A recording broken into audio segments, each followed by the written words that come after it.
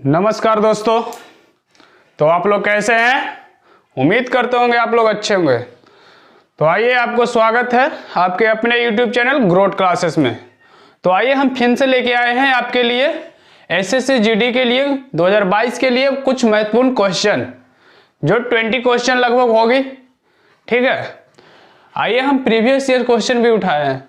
तो आइए हम ज़्यादा समय ना लेते हुए आपको हम पहली क्वेश्चन की ओर बढ़ते हैं और स्टार्ट करते हैं। तो आइए, सबसे पहला क्वेश्चन बोलता है आपका 200 यूनिट डिजिट का है। सबसे पहला क्वेश्चन 263 के पावर 149 प्लस, ठीक है, 263 के पावर ही 150, ठीक है,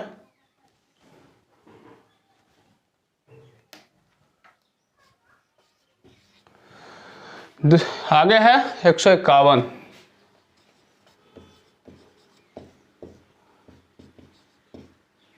अब पूछ रहा है इसका यूनिट डिजिट पूछ रहा है। क्या पूछ रहा है?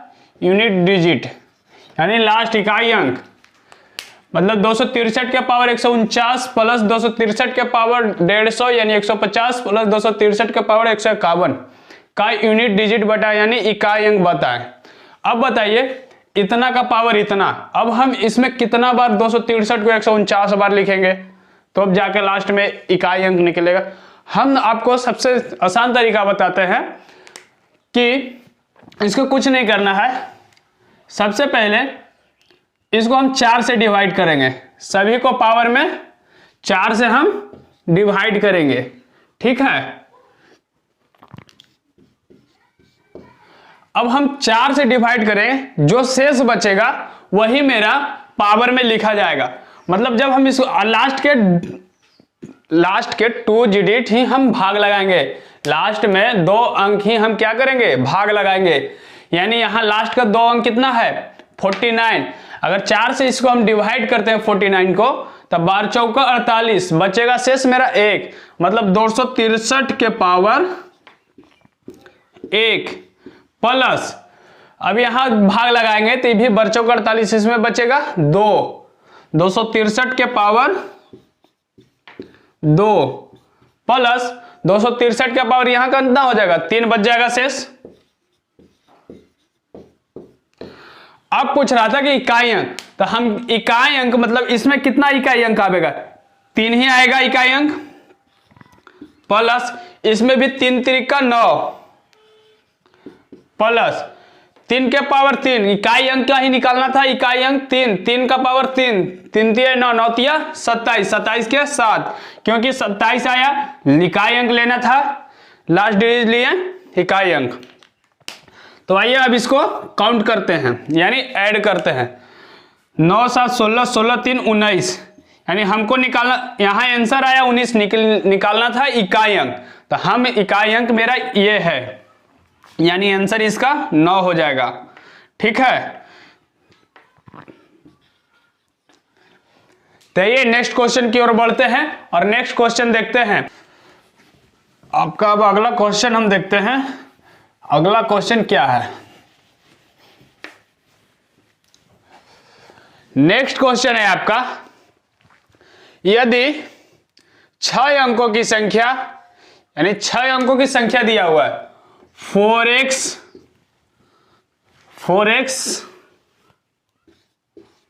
ठीक है, 4x 57 3y, 4x 57 3y, क्या है? 4x 57 3y, ठीक है। अब इसको हम 72 से क्या करना है? भाग लगाना है। और पूछ रहा है कि 72 से डिवाइड करने के बाद x की जगह और y की जगह क्या आएगा, उसका योग पूछ रहा है, ठीक है। 2 4 6, यानी 6 अंकों की संख्या दिया हुआ था 4x 5 7 3y। पूछ रहा था कि अगर इसको हम 72 से डिवाइड करें, यानी 72 से हम भाग लगाएं, तो x और y का मान कितना आएगा? जब x और y की जगह जितना मान हम रखेंगे उसको फिर हम ऐड करेंगे, ठीक है। तब 72 का अगर फैक्टर करते हैं तो 8 और 9 होता है, ठीक है। यानी 8 और 9 से ही संख्या कटनी चाहिए, ठीक है। अब 8 और 9 से यानी 8 से कटने का तरीका है कि लास्ट का 3 अंक कटना चाहिए, लास्ट का 3 अंक कटना चाहिए। अगर हम लास्ट का 3 अंक कट जाएगा तो यानी 8 से ये कट जाएगी, ठीक है। हम यहां पे देखते हैं, अगर 8 से काटते हैं तो 8 से काटते हैं इसको तो 8 9 72, 8 से इसको 8 9 72, कितना होगा 72, बचेगा 1 और 1 यहां रखेंगे, 6 तो 8 दूनी 16, यानी y के जगह हम 6 रखेंगे, ठीक है। तो लास्ट का 3 डिजिट कट जाएगा, यानी y के जगह हम 6 रखेंगे, ठीक है। यहां पे हम 6। आगे अब देखते हैं तो यहां x, अब 9 से कटने का तरीका है कि इसका सम हो जाए, यानी जब सम कट जाएगी यानी इसका ऐड करेंगे तो 9 से कट जाएगी, यानी हम यहाँ 6 देखें, यहाँ 6 रखें y के जगह और यहाँ 3, तो 6 3 9, 9 से कट गया, ठीक है। 5 और 4 9, तो यहाँ 7 और 2 9, यानी x के जगह हम 2 रखेंगे, कितना रखेंगे 2। अब मेरी संख्या होगी इतना। अब 72 से इसको हम अगर काटेंगे तो पूरी तरह भाग लग जाएगी। अब पूछ रहा था कि x की जगह कितना रखें, y की जगह कितना रखें, तो y की जगह 6 रखेंगे, x की जगह 2 रखेंगे और उसी को अब x प्लस y यानी x की जगह जितना रखे 2, y की जगह 6, अब इसको ऐड करेंगे, टोटल आएगा मेरा 8, ठीक है। तो आइए नेक्स्ट क्वेश्चन देखते हैं। और अगली क्वेश्चन क्या है,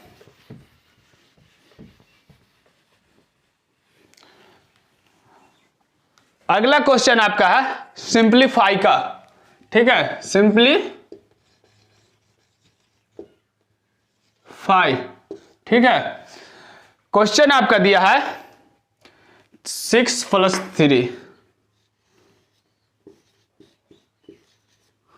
6 + 3 ऑफ 7 - 5, ये ऑफ है, ऑफ 7 - 5, ठीक है, भागा यानी डिवाइड 2 ऑफ 11। अब हम कल भी एक क्वेश्चन बताया था ऐसा वाला, मतलब बोर्ड मास, क्या बोर्ड मास, ये किसका है बोर्ड मास, ठीक है। बी का मतलब होता है ब्रैकेट, क्या होता है ब्रैकेट। ओ का मतलब ऑफ। अगर हम ब्रैकेट सबसे पहले क्या करना है, किसका काम ब्रैकेट का, यानी ब्रैकेट, तो ब्रैकेट भी दिया है, ठीक है। उसके बाद हमको करना है ऑफ का काम, किसका करना है ऑफ का। उसके बाद हम डिवाइड का करेंगे, उसके बाद मल्टीप्लाई, उसके बाद एडिशन, उसके बाद सबट्रैक्ट, ठीक है। तो हम सबसे पहले अगर यहां ऑफ का भी काम दिया है, अगर यहां हम ऑफ करते हैं,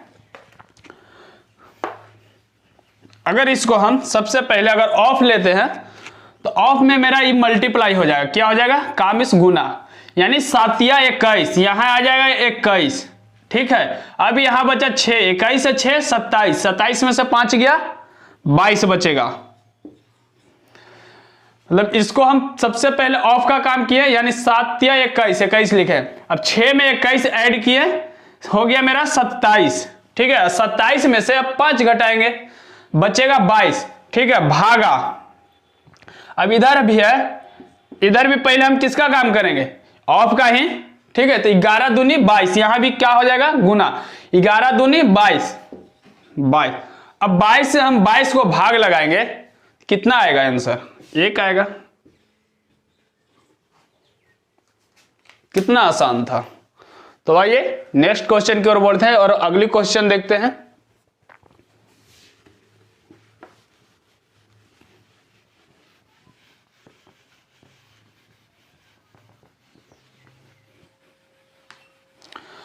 अगला क्वेश्चन आपका है कि 13 और 43 के बीच कि उन सभी संख्याओं का औसत कितना होगा जो 3 से, नेक्स्ट क्वेश्चन था आपका कि 13 और 43 के बीच की उन सभी संख्याओं का औसत कितना होगा जो 3 से विभाजित।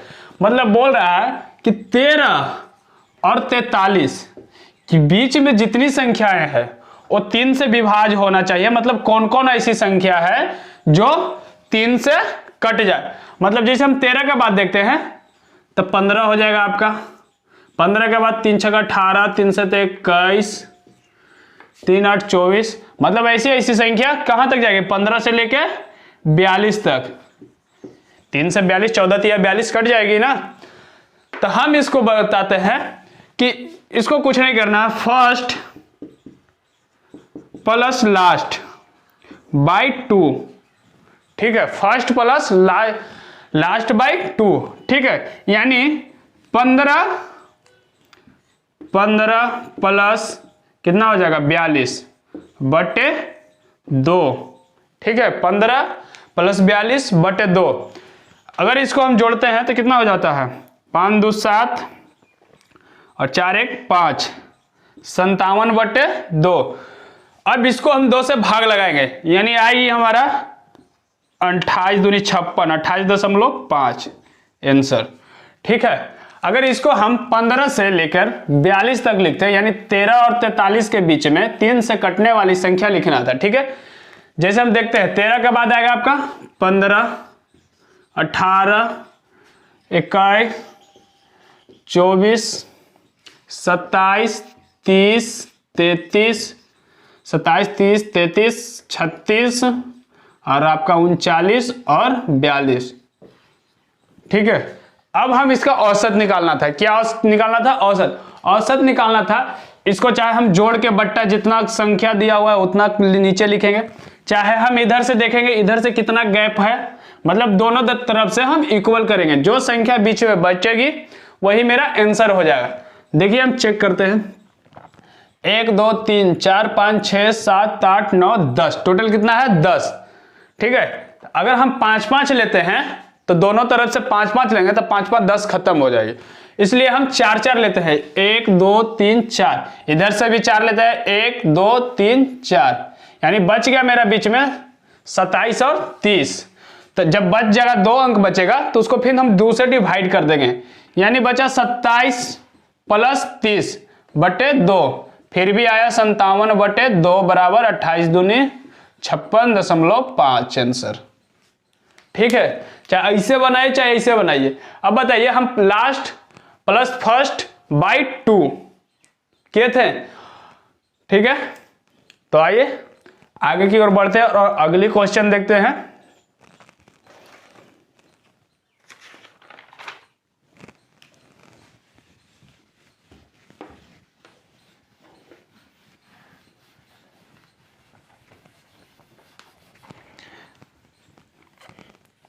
अगला क्वेश्चन है आपका कि 1 वर्ष पहले ए और बी की आयु का अनुपात 4:3 था, मतलब 1 वर्ष पहले ए और बी की आयु का अनुपात 4:3 था, ठीक है, 4:3 था।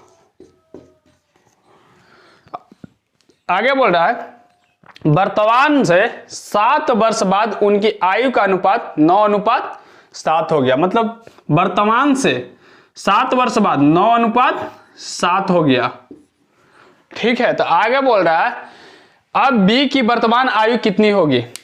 बोल रहा था कि 1 वर्ष पहले ए और बी की आयु का अनुपात 4:3 था, अब वर्तमान से 7 वर्ष बाद, मतलब वर्तमान से पहले 1 वर्ष हुआ होगा, अब फिर इसके बाद 7 वर्ष बाद टोटल कितना हो गया 8 हो गया, ठीक है। टोटल कितना हुआ 8 हो गया। उसके बाद 8:8 हो गया, कितना आया 8:8, ठीक है। अब इसके आगे हम देखते हैं, इसको अगर गुना करते हैं तो 7 चौका 28 और 9 तिया 27, 28 में 27 या 1 रेशियो बराबर अब कितना आता है 8 7 56, 9 8 72, यानी 1 रेशियो बराबर घट के आ जाएगा 9 8 56, 8 7 56, 9 8 72, 16 बचेगा, यानी 1 रेशियो बराबर देखे था 16। और बी के पूछ रहा था तो बी के यहां आया 16 तिया 48, कितना आ गया 16 तिया 48। अब बोल रहा था वर्तमान में, तो वर्तमान में तो 1 वर्ष बढ़े थे तो 1 वर्ष यहां ऐड करेंगे, यानी बी में 48 + 1 = 49, ठीक है। मतलब बोल रहा था कि ए और बी की वर्तमान आयु 1 वर्ष पहले 4:3 था, उसके बाद बोला वर्तमान से 7 वर्ष बाद 9:7 हो गया, ठीक है, तो उनकी आयु का अनुपात कितना हो जाएगा, मतलब फिर पूछ रहा था कि आयु का अनुपात इतना हुआ तो बी का वर्तमान आयु कितना होगा, तो बी का वर्तमान आयु 49 वर्ष। ठीक है, तो आइए नेक्स्ट क्वेश्चन देखते हैं, नेक्स्ट की ओर बढ़ते हैं। अगली क्वेश्चन क्या है, बहुत ही शानदार है क्वेश्चन, बहुत ही अच्छा है। अगला क्वेश्चन आपका है कि बी ए से 20% अधिक है, बी ए से 20% अधिक है, बी ए से 20% अधिक है, यानी 20% बटे 100, ये हो जाएगा 1/5। ठीक है, 1/5। ए और बी हम लिख लेते हैं। क्या बोल रहा था, बी ए से 20% अधिक है, यानी ए जब 5 है तो बी 6 हो गया, हो जाएगा ना। बी ए से 20% अधिक है, 20/100, 1/5, तो 5 5 1 6 अधिक हो गया। आगे बोल रहा था कि सी बी से 25% अधिक है, सी बी से 25% अधिक है। ठीक है, यानी बी सी से 25% अधिक है, 25/100, 1/4, यानी ये 4 है तो ये 5 है। ठीक है, आगे बोल रहा है कि यदि c बराबर 330 है तो a का मान क्या होगा, मतलब c बराबर 330 दिया है तो a का मान पूछ रहा है, तो इसको हम जिगजैग मेथड लगा सकते हैं, यानी ठीक है। तो 5 चौका 20, 6 चौका 24, 6 पचे 30। ठीक है, हम यहां से ABCD निकला, क्या निकला, ABC। अगर इसको हम 2 से काटते हैं तो 10, 12 और 15। पूछ रहा था कि C का वैल्यू दिया है 330, तो अगर C 15 है तो यहां हो जाएगा, और A का पूछ रहा था 15, A का कितना है 10। ठीक है, 15 दूना 30, 15 दूनी 30, बचा 3, 15 दूनी 30, बच गया 22, 22 दहा को 220। ठीक है, बहुत ही आसान था। तो आइए अगली क्वेश्चन की ओर बढ़ते हैं और देखते हैं अगली क्वेश्चन।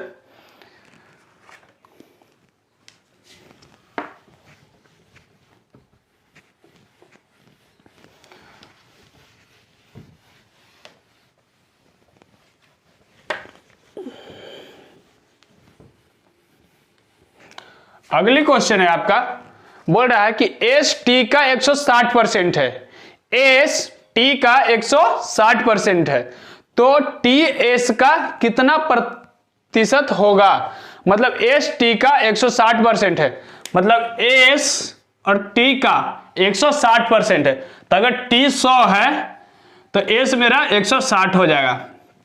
ठीक है, आगे बोल रहा था कि टी एस का कितना प्रतिशत होगा, यानी 100 का 160 निकालते हैं, 20 से 20, यहां आया 160। आगे बोल रहा था क्या कि टी एस का कितना प्रतिशत है, टी एस का कितना प्रतिशत है, यानी हमको निकालना है टी कितना है 100, एस का पूछ रहा था 160 गुना 100, 10 से 10। ठीक है, 4 चौका 16, 4 से 25, 2 दूनी 4, 2 पचे 10, 25 और 5, 25 पचे 125 बटे नीचे 2। अब 2 से इसको हमको क्या करना है, भाग लगाना है, 2 से भाग लगाएंगे, 62 दूनी 124, यानी 62.2 पचे 10, 62.5 आंसर। ठीक है, आई होप आपको समझ में आया होगा। तो आइए नेक्स्ट क्वेश्चन की ओर बढ़ते हैं, नेक्स्ट क्वेश्चन देखते हैं। नेक्स्ट क्वेश्चन भी बहुत ही अच्छा प्रश्न है, पूछे जाते हैं और पूछी गई भी है।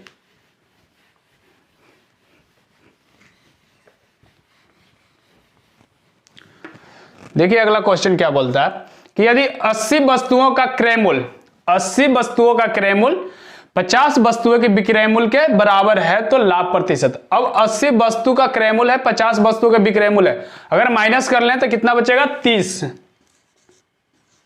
ठीक है, आगे बोल रहा था कि लाभ प्रतिशत निकालना है, तो निकालना है क्रय मूल्य 50 गुने कितना हो जाएगा 100, बस खत्म क्वेश्चन। 50 दूना 100, 30 दूनी 60, बस। आइए अगली क्वेश्चन देखते हैं। अगली क्वेश्चन भी बहुत शानदार है।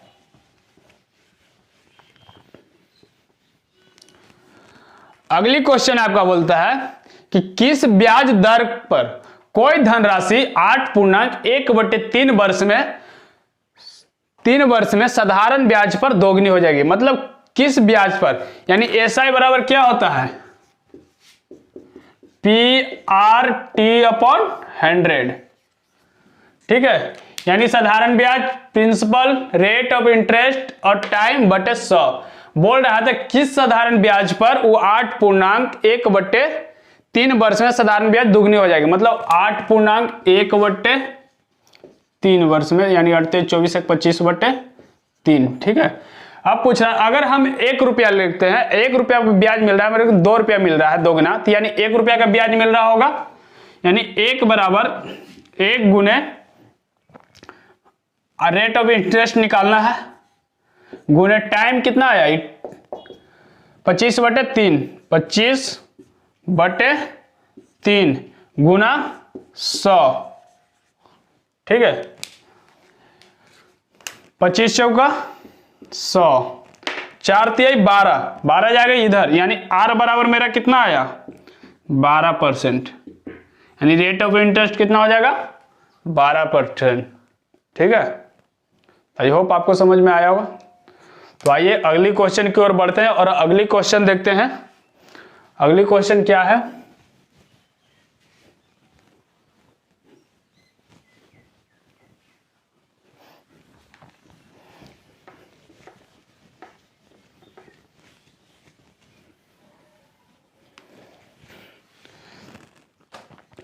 आइए अगला क्वेश्चन भी बोलता है कि कितने समय में कोई धनराशि खुद की दुगनी हो पाएगी।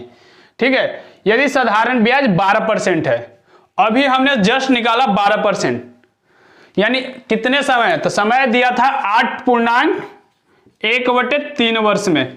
ठीक है, 8.1/3 वर्ष में, यानी 12% की, यही रेट ऑफ इंटरेस्ट आया था ना पीछे, यानी उसी का यहां दिया, ये मेरा टाइम यहां है। अब इसको आंसर आपका दिया है मंथ में, यानी इसको हम अगर 12 से गुना कर लें तो कितना हो जाएगा 3 चौका 12, यानी 8 साल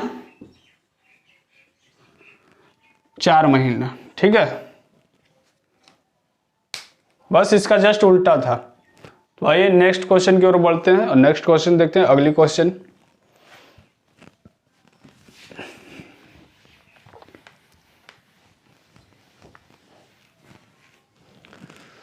अगली क्वेश्चन बोलता है कि चक्रवृद्धि ब्याज पर राशि 3 वर्ष में स्वयं का 7 गुना हो जाता है, तो कितने वर्ष में स्वयं का 2401 गुना हो जाएगा। मतलब 3 वर्ष में स्वयं का 7 गुना, अगर 3 वर्ष में, यानी 7 का 3 वर्ष 1 साल हुआ, फिर 7 बढ़ेंगे, फिर 3 वर्ष, फिर 7 बढ़ेंगे, फिर 3 वर्ष। ठीक है, फिर 7, फिर 3 वर्ष। अभी हम देखते हैं अगर 7 का इसको हम मल्टीप्लाई करते हैं तो कितना हो जाएगा 7 7 49, 49 7 243, 243 7 2401। वही मेरा प्रश्न दे रखा था कि चक्रवृद्धि ब्याज पर राशि 3 वर्ष में स्वयं का 7 गुना हो जाती है, तो कितने वर्ष में स्वयं का 2401 गुना हो जाएगी, यानी कितने वर्ष में हुआ, कितने वर्ष, 3 3 6 3 9 3 12, यानी 12 वर्ष। कितने वर्ष में 2401 गुना हो जाएगा 12 वर्ष में। ठीक है, तो आइए नेक्स्ट क्वेश्चन की ओर बढ़ते हैं। अगली क्वेश्चन देखते हैं। अगली क्वेश्चन टाइम एंड वर्क से है।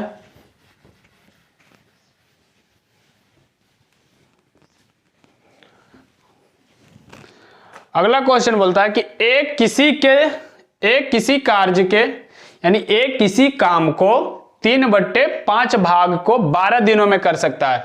एक किसी कार्य को 3/5 भाग को 12 दिनों में कर सकता है, यानी 3 चौका 12, एक कर रहा है 20 दिन। ठीक है, ए 20 दिन। ठीक है, आगे बोल रहा है कि बी उस कार्य के 1/3 भाग को 15 दिनों में कर सकता है, मतलब 1/3 भाग को 15 दिनों में कर सकता है बी। तो बी हो जाएगा 15 तिया 45। ठीक है, आगे बोलता है कर सकता है उन्होंने 12 दिनों तक एक साथ काम किया, मतलब इन दोनों ने 12 दिनों तक एक साथ काम किया। अगर इसका एलसीएम हम लेते हैं तो इसका एलसीएम कितना हो जाएगा, 45 4 को 16 4 180, बी 9 का 80, यानी 29 जा 180, 45 4 जा 180 टोटल। अब बोल रहा था कि 12 दिनों तक एक साथ काम करता है, ए और बी 12 दिनों तक एक साथ काम करता है। अगर इन दोनों 12 दिनों तक एक साथ काम किया तो कितना किया, 9 4 13, अब गुने 12 दिनों तक, 12 तिया 36, 12 तिया 36 के 6 हासिल 3, 12 का नम 12 3 15, यानी 156 काम इन दोनों ने मिलकर एक साथ कर दिया। माइनस 156 घटेगा 4 बचेगा, यहां बचेगी आपका कितना, 17 में से 15 गया 2, यानी 24। अब कितना काम बच रहा है, 24। आगे बोल रहा था कि ए ने एक काम छोड़ दिया, यानी ई काम छोड़ दिया। ठीक है, ई काम छोड़ दिया, बी अकेला शेष कार्य को कितने समय, मतलब शेष कार्य बताइए मेरा कितना क्या बचा है, शेष ही ना बचा। जब दोनों काम कर लिया तो मेरा शेष बचा, फिर शेष बचने में एक काम छोड़ दिया, मतलब इस काम को ए नहीं किया, जो शेष बच रहा है वो एक काम नहीं कर रहा है, अब बी काम कर रहा है, तो बी को हम 24 से भाग लगा देंगे, यानी 6। ठीक है, तो आइए अगली क्वेश्चन की ओर बढ़ते हैं और आगे देखते हैं अगली क्वेश्चन क्या है।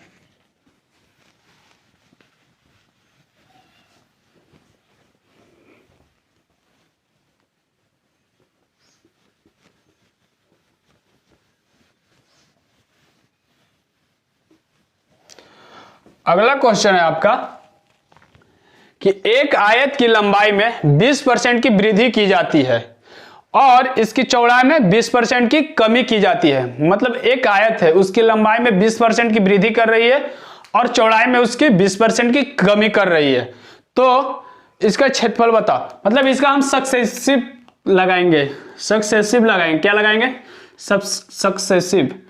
ठीक है, यानी प्लस माइनस ए या एक्स प्लस लिख लो, एक्स प्लस माइनस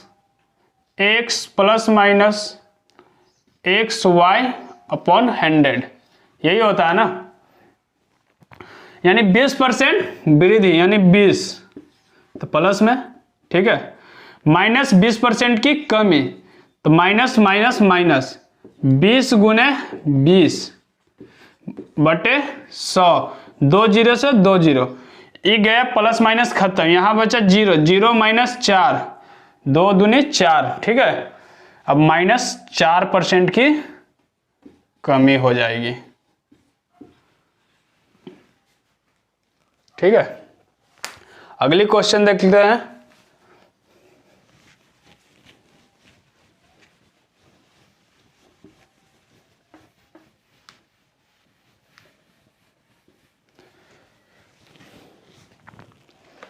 अगली क्वेश्चन आपका है कि 20 आदमी एक काम को 30 दिनों में खत्म कर सकते हैं। मतलब 20 आदमी है और एक काम को 30 दिनों में खत्म करते हैं, यानी टोटल। ठीक है, 20 आदमी है यानी 30 दिनों में खत्म कर रहा है, 3 दूनी 600। ठीक है, आगे बोल रहा था कि उन्होंने काम करना शुरू किया, कर दिया, लेकिन 4 आदमी 10 दिनों के बाद काम छोड़ दे दिया, यानी 10 आदमी और, तो 10 गुने 20 बराबर 200। ठीक है, आगे बोलता है कि 4 आदमी 10 दिनों के बाद काम छोड़ देते, तो कार्य कितने दिनों में समाप्त होगा। ठीक है, अब इसको अंक करते हैं, तो बच जाएगा यहाँ 400, यहां बच जाएगा, पहले 20 कर रहा था, 4 कामगार छोड़ दिया। ठीक है, तो इसको हम बच गया कितना, 20 काम कर रहा था, 4 छोड़ दिया, बच गया आपका 16। तो कितना हो जाएगा 16। पूछ क्या रहा था कि कार्य कितने दिनों में समाप्त हो जाएगा। ठीक है, यानी 16 दूनी 32, 16 दूनी 32, बच गया 8, 16 पचे 80, यानी 25। अब पूछ रहा था कितने दिनों में, तो 10 दिन और, तो 25 प्लस 10, टोटल 35 दिन में काम खत्म हो जाएगा। ठीक है, टोटल कितने दिनों में काम खत्म होगा, 35 दिनों में। तो आइए नेक्स्ट क्वेश्चन की ओर बढ़ते हैं और अगली क्वेश्चन देखते हैं।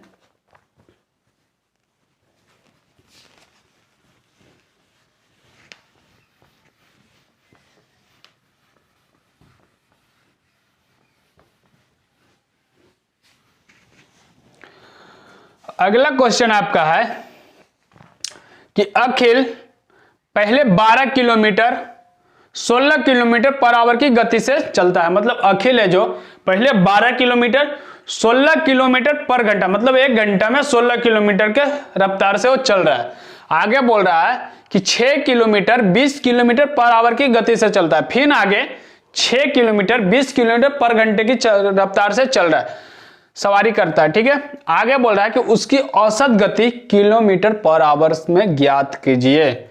अगर हम टोटल दूरी पहले निकालें तो कुल दूरी कितना है, मेरा कुल दूरी दिया है 12 और 6, यानी 12 प्लस 6, 12 प्लस 6। आगे कितना दिया है 16 किलोमीटर की गति से, यानी स्पीड, दूरी बराबर चाल बटे दूरी बराबर, कुल दूरी कितना हो गया 12 प्लस है, समय बराबर क्या होता है दूरी बटे चाल, दूरी बटे चाल। अब दूरी बटे चाल, तो दूरी कितना दिया है, यहां दूरी दिया है आपका 12 किलोमीटर पहले चल रहा था, अब 12 बटे कितना दिया है 16 प्लस फिर है आपका 6 बटे 20 हो जाएगा, यानी समय बराबर दूरी बटे चाल, दूरी बटा चाल, कुल दूरी 12 प्लस 6। ठीक है, अब 12 6 18, यहां जोड़ेंगे 18 बटा, अगर हम इसको यहीं पे हम काट दें, 4 तिहाई 12, 4 चौका 16, 2 तिहाई 6, 2 दहा को 20, 10। ठीक है, 10 और 4 का एलसीएम कितना हो जाएगा 10 दूनी 20, 10 और 4 का एलसीएम 20। आगे बोल रहा है 4 पचे 20, 5 तिहाई 15 प्लस 10 दूनी 20, 3 दूनी 6। अभी यहां आया 18 बटे 21 बटा 20 गुने कितना हो जाएगा 20 गुने 18 बटे 5 से कर देंगे हम 21 को, यहां 20, यानी 18 बटे 21, ये जाएगा ऊपर 20। अब इसको हम 3 से काटते हैं, तो 3 सते 21, 3 छका 18, 20 छका 120, कितना आया 120, 120 बटे 7। इसको अगर हम भाग लगाते हैं यानी पूर्णांक में लाते हैं इंटीजर में, तो ये हो जाएगा आपका 17 सत्ते 79, यानी 17.1 बटे 7 आंसर। यहां हम कुल दूरी लिखे, यहां लिखे समय बराबर दूरी बटे चाल, यानी कुल दूरी दूरी बटे चाल 12 बटे 16 प्लस 6 बटे 20। ठीक है, फिर इसको हम ऐड किए 18, इसको हम काट के छोटा कर लिए, तो 15 और 6 बटे 20, 10, 4 का एलसीएम 20, 18 बटे 21 बटे 20। अब 21 बटे 20 तो फिर ऊपर ही चल जाएगा, यहां हम 20 गुना में कर दिए, 18 गुने 20 बटे 21, 120/7 17.1/7 आंसर। तो आइए नेक्स्ट क्वेश्चन की ओर बढ़ते हैं। आई होप आपको समझ में आया होगा। चले मेरे भाई नेक्स्ट अगले क्वेश्चन की ओर।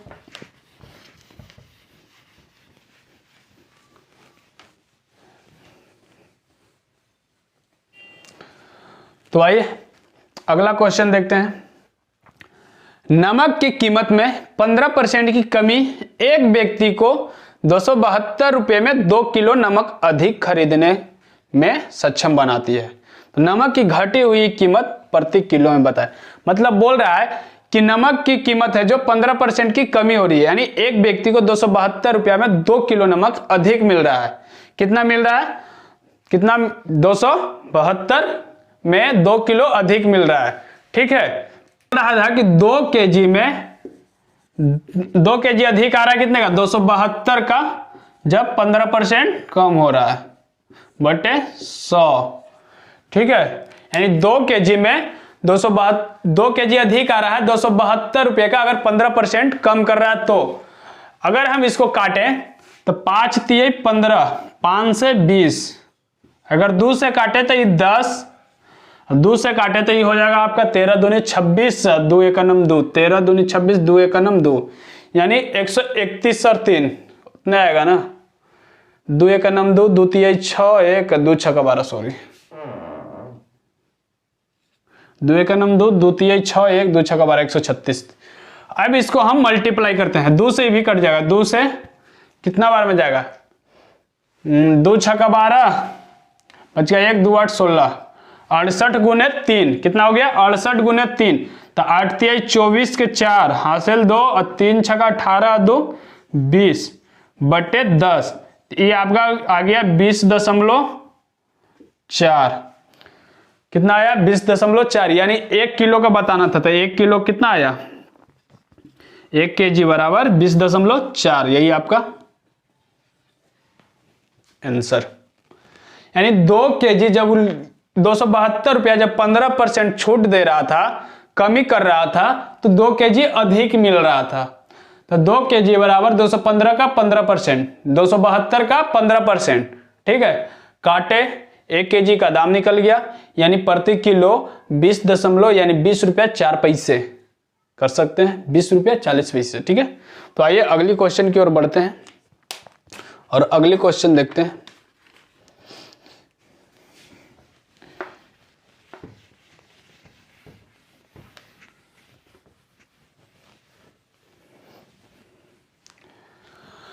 अगला क्वेश्चन है आपका, यदि P 8 20 का तीसरा समानुपाती और Q 3 5 24 का चौथा समानुपाती निकाले।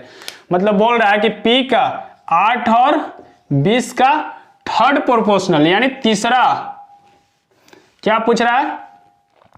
तीसरा समानुपाती। ठीक है, तीसरा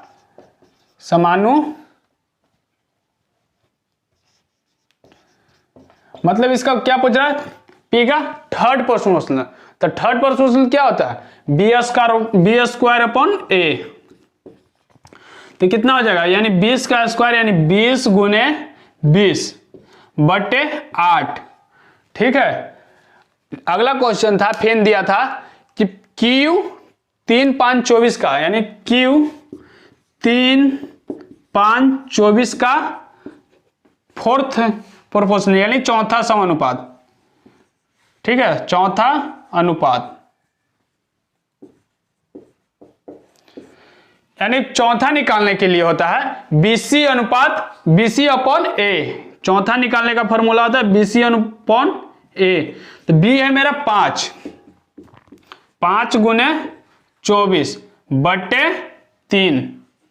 ठीक है, बटे 3 से इसको काटे 3 8 24, इसको काटे 4 दूनी 8 4 पचे 20, 2 से कट जाएगा 10 बार में, यानी 10 पचे 50 ही हो गया। ये आपका 8 पचे 40।